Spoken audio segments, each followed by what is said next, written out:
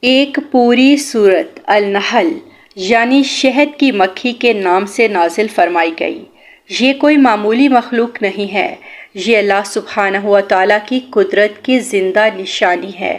اللہ سبحانہ و تعالیٰ فرماتے ہیں، اور آپ کے رب نے شہد کی مکھی کو الہام کیا کہ پہاڑوں، درختوں اور لوگوں کے بنائے ہوئے چھتوں میں اپنا گھر بنا۔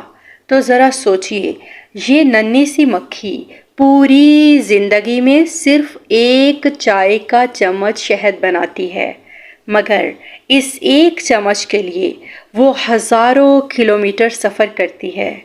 یہ ہمیں سکھاتی ہے کہ ایک چھوٹا سا عمل بھی اگر اخلاص کے ساتھ ہو تو اللہ کے نزدیک بہت قیمتی بن جاتا ہے۔ رسول اللہ صلی اللہ علیہ وسلم نے فرمایا، اللہ کو وہ عمل زیادہ پسند ہے جو ہمیشہ کیا جائے چاہے تھوڑا ہو۔ شہد کی مکھی کے چھتے میں ہزاروں مکھیاں ہوتی ہیں، مگر نہ لڑائی، نہ حسد، نہ انا، ہر ایک اپنی ذمہ داری میں مصروف رہتی ہے۔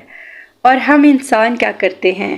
چھوٹی چھوٹی باتوں پر ایک دوسرے سے نفرت کرنے لگتے ہیں، حسد، بغض، انا، لڑائی جھگڑے۔ تو سوچئے، ایک چھوٹی سی مکھی ہمیں اتحاد، محنت اور نظم و ضبط کا سبق دے رہی ہے۔ اور سب سے حیران کن بات یہ ہے، شہد کبھی بھی خراب نہیں ہوتا۔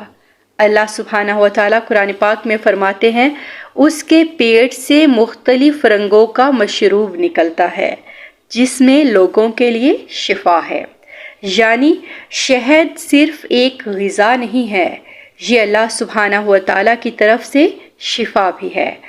تو اگلی بار جب آپ شہد کھائیے گا، صرف ذائقہ محسوس نہ کریے گا، بلکہ اللہ سبحانہ و تعالیٰ کی اس عظیم نعمت اور اس کی قدرت کو بھی یاد رکھیے گا۔ اور جو بھی مخلوق اللہ سبحانہ و تعالیٰ کے حکم پر چلتی ہے، وہ دنیا کے لیے فائدہ مند بن جاتی ہے۔